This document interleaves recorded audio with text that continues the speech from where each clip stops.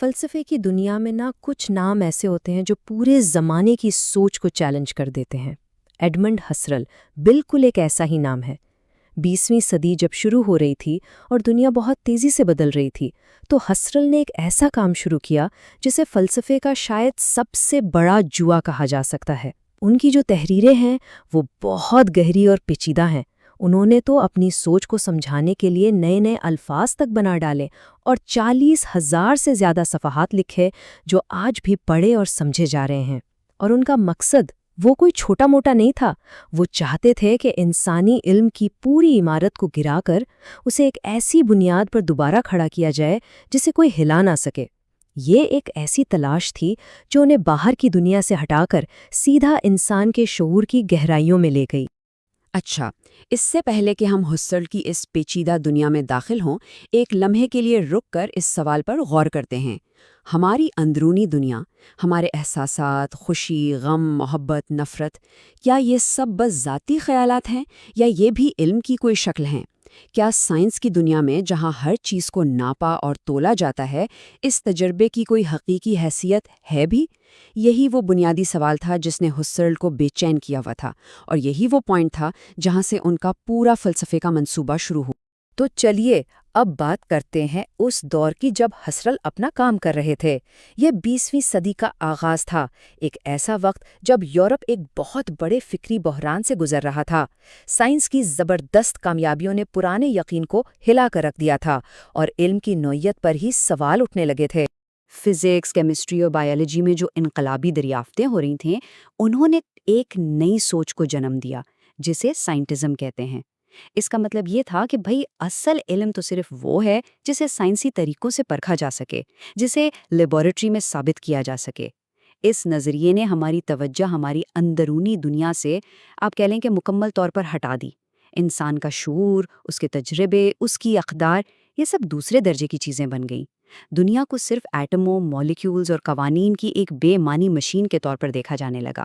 ہسرل نے دیکھا کہ اس سائنسی سوچ کی وجہ سے فلسفہ کئی الگ الگ سمتوں میں بکھر رہا ہے۔ ایک طرف ریلیٹیوزم تھا جو کہتا تھا کہ کوئی حتمی سچائی نہیں ہوتی، ہر چیز نسبتی ہے۔ دوسری طرف سائنٹزم تھا جو دعویٰ کرتا تھا کہ سچائی تو بس سائنس کے پاس ہے۔ پھر ہسٹوریسزم تھا جس کا ماننا تھا کہ سچائی وقت اور تاریخ کے ساتھ بدلتی رہتی ہے۔ اور سائیکالوجزم کا نظریہ تھا کہ منطق کے اصول بھی ہمارے ذہن کی نفسیاتی ساخت کا ہی نتیجہ ہے۔ ہسرل کے نزدیک یہ سب نظریات یورپی ثقافت کے زوال کی نشانیاں تھیں جو اسے ایک بامعنی زندگی کے تصور سے دور لے جا رہی تھیں۔ ہسرل کے لیے یہ صرف ایک علمی بحث نہیں تھی، یہ انسانیت کے مستقبل کا سوال تھا۔ انہیں لگا کہ سائنس پر یہ اندھا اعتماد ہمیں ایک ایسی دنیا کی طرف لے جا رہا ہے جہاں حقائق تو ہیں لیکن کوئی قدریں نہیں، ایک ایسی دنیا جہاں محبت، حسن، اخلاقیات اور انصاف جیسے تصورات کی کوئی ٹھوس بنیاد ہی نہیں بچتی۔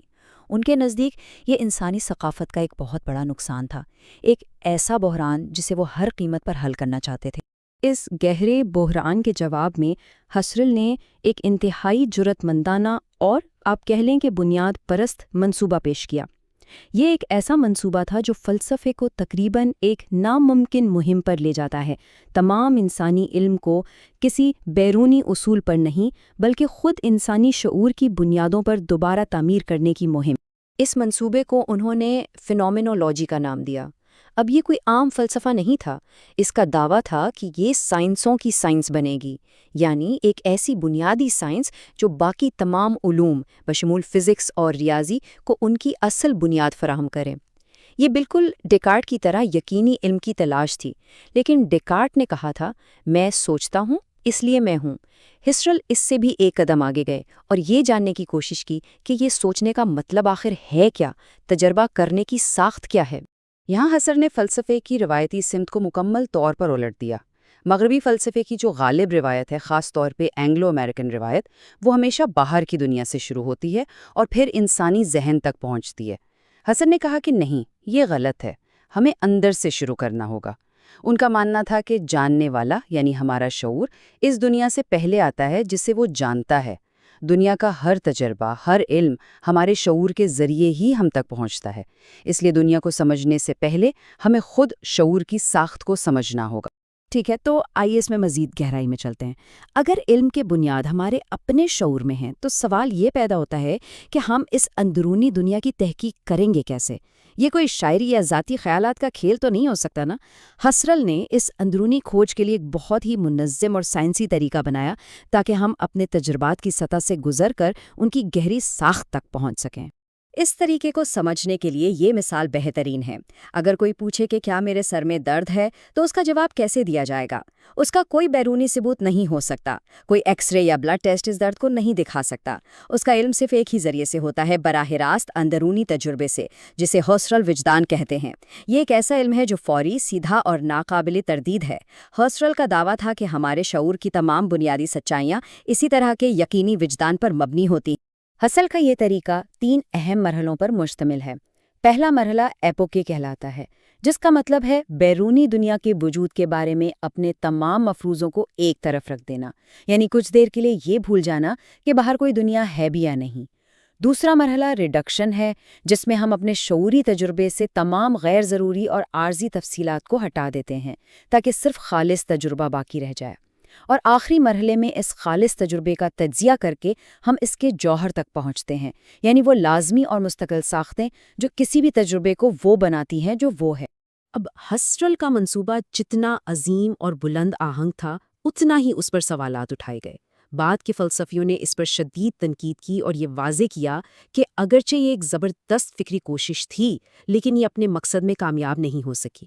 سب سے بڑا اور بنیادی اعتراض تھا علمی دائرے کا، یعنی ہسرل جو طریقہ بنا رہے تھے اس طریقے کی درستی کو جانچنے کے لیے بھی اسی طریقے کا استعمال ضروری تھا۔ یہ تو ایسی ہی بات ہے جیسے کوئی اپنے ہی بالوں سے پکڑ کر خود کو دلدل سے نکالنے کی کوشش کرے۔ فینومینالوجی خود کو ثابت کرنے کے لیے اپنی ہی محتاج تھی، جو ایک بہت بڑا منطقی تضاد ہے۔ 20ویں صدی کے ایک اور بہت بڑے فلسفی لڈوگ وٹکنسٹائن نے اس مسئلے کو سمجھانے کے لیے یہ مشہور مثال استعمال کی۔ انہوں نے کہا کہ ہسرل کا فلسفہ ایک ایسی مکھی کی طرح ہے جو شیشے کے ایک مرتبان میں بند ہے۔ وہ باہر کی دنیا دیکھ تو سکتی ہے، لیکن اس تک پہنچنے کا کوئی راستہ نہیں ڈھونڈ سکتی۔ وہ اپنے ہی شعور، اپنے ہی ذہن کی دیواروں میں قید ہو کر رہ گئی۔ وٹگنسٹین نے اس بات کو مزید واضح کرنے کے لیے ایک اور مثال دی۔ فرض کریں آپ ایک اخبار میں کوئی خبر پڑھتے ہیں اور آپ کو اس کی سچائی پر شک ہوتا ہے، تو کیا آپ اس کی تصدیق کے لیے اسی اخبار کی ایک اور کاپی خریدیں گے؟ ظاہر ہے نہیں، آپ کسی دوسرے آزاد ذریعے سے تصدیق کریں گے۔ ہسرل جب اپنے ہی وجدان کی تصدیق کے لیے دوبارہ اپنے اندر چھانکتے تھے تو وہ بالکل یہی کر رہے تھے۔ وہ ایک ہی ذریعے سے ایک ہی بات کی تصدیق کر رہے تھے جو موضوعی علم فراہم نہیں کر سکتی۔ تو اگر ہسرل کا منصوبہ ناکام ہو گیا تو پھر آج ہم ان کے بارے میں بات کیوں کر رہے ہیں؟ اس کی وجہ یہ ہے کہ ان کی ناکامی کے باوجود ان کی میراث بہت گہری اور پائیدار ہے۔ انہوں نے فلسفے کو ایک ایسے بنیادی دوراہے پر لا کھڑا کیا، ایک ایسے مخمصے میں ڈال دیا جو آج بھی فلسفے کا سب سے بڑا سوال ہے۔ اس دوراہے کو سمجھنے کے لیے درزی کی یہ مثال بہت مددگار ہے۔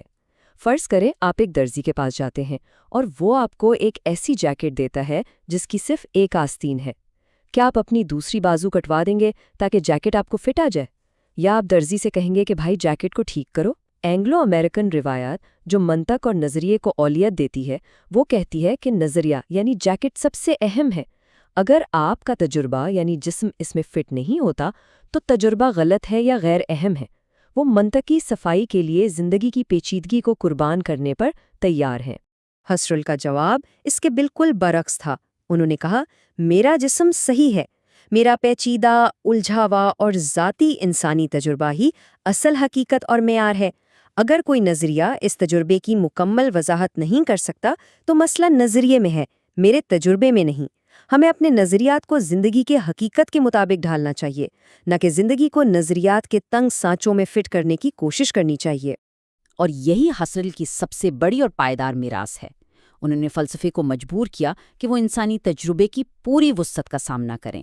انہوں نے ہمیں یاد دلایا کہ ایک ایسا نظریہ جو منطقی طور پر بالکل بے عیب ہو، لیکن ہماری اندرونی زندگی، ہماری امیدیں، ہمارے خوف، ہماری محبت اور ہمارے اخلاقی احساسات کو نظر انداز کر دے، وہ انسان ہونے کے مطلب کو سمجھنے میں بری طرح ناکام رہتا ہے۔ ایسا نظریہ شاید منطقی طور پر درست ہو، لیکن وہ مکمل نہیں ہو سکتا۔ اور آخر میں ہسرل ہمیں اسی بنیادی سوال کے ساتھ چھوڑ جاتے ہیں، علم کی دنیا میں ہمیں کس چیز کو ترجیح دینی چاہیے؟ منطق کی صاف ستھری، منظم اور بے داغ دنیا کو، یا انسانی تجربے کی الجھی ہوئی، پیچیدہ لیکن حقیقی اور زندہ دنیا کو؟ یہ وہ جوا تھا جو حسرل نے کھیلا تھا، اور یہ وہ سوال ہے جس کا جواب آج بھی ہر سوچنے والا ذہن اپنے طور پر تلاش کر رہا ہے۔